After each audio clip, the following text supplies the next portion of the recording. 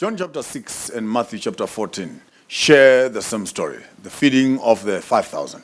In the book of Matthew, we are told that John the Baptist had been beheaded after the damsel had danced for the father and then wanted the head of John on a plate. John was butchered after a party. And from this death, when Jesus heard the news that his cousin had been killed, Jesus withdrew himself into the wilderness to go and pray, to go and mourn, to go for some time of isolation. And when he was in isolation, the Bible then says multitudes heard what had happened to Christ. They came to comfort him. Sometimes you just find these things that the passage is put there that also tell us that human beings are not all evil. Actually, when people heard that the Savior was in distress, they came to comfort him. They followed him all the way into the wilderness. And then thousands walked up there to come and comfort him. And when he saw them, his heart was filled with compassion. Now, there you go. And therefore, the comfort of Christ is compassion to us. When we come to him thinking we can help him, at the end of the day, we are the ones who are being helped.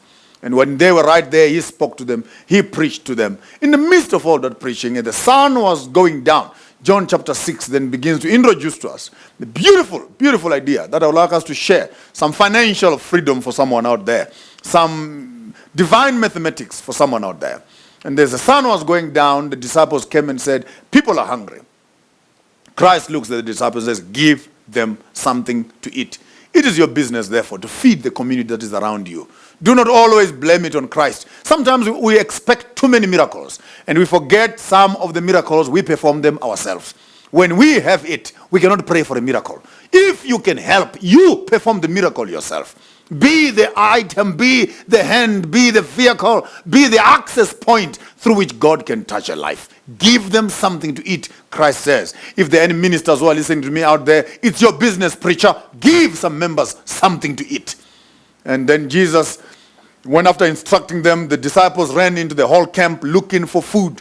And they could not find anything. The best thing they could find was just some small little pieces of bread and some crumbs of fish from a young boy. And I would like to intimate to you that this young boy was well trained. How do you keep food for such a long time when you know you're hungry for the whole day? I want to believe that the mother taught this boy well. Do not eat your food until Jesus has prayed. So he sat on his lunch box. He closed it. Watched the sermon with diligence. And he would not eat when everybody else was not eating. Sat on his lunch, and they found this lunch and they brought it to Jesus. Did you know divine mathematics? Jesus says, let them sit in groups on the grass. The disciples came to him. Jesus picked up the bread, picked up the fish. He looked up into the heavens, and he started to break the bread into the baskets. So now I understand divine mathematics. God adds by subtraction. He multiplies by dividing. Equal sign, 5,000 men, excluding women and children. Rough figure there, about 25,000, including men and children.